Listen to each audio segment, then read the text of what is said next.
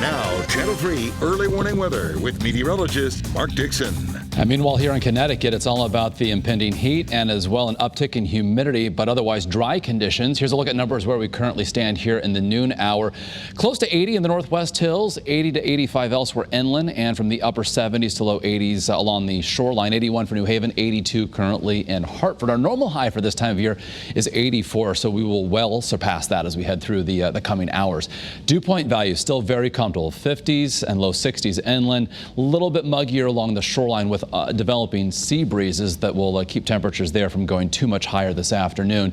And our icam view from Hartford showing ample sunshine, hard pressed to find any sort of substantial cloud covers we look like from Waterbury, also from stores, using our network of icams from all across the state, looking good as well, checking out the scene live over the Elm City of New Haven. So this afternoon, mid to upper 80s inland, so could be our 8th 90-degree day of the year if we're able to make it to 90 at Windsor Locks, where the official records are kept for the greater Hartford area.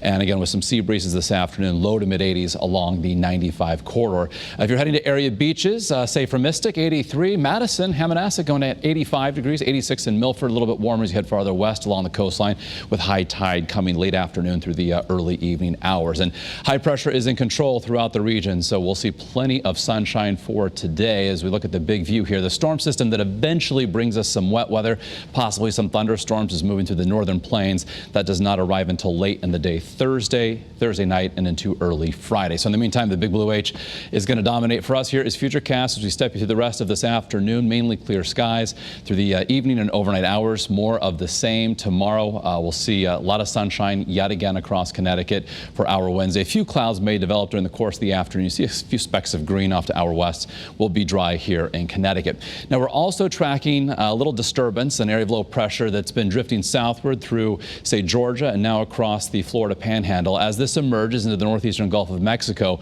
it is moving into an environment that is ripe for development, conducive for some more strengthening. So this is going to continue southward and then head toward the west.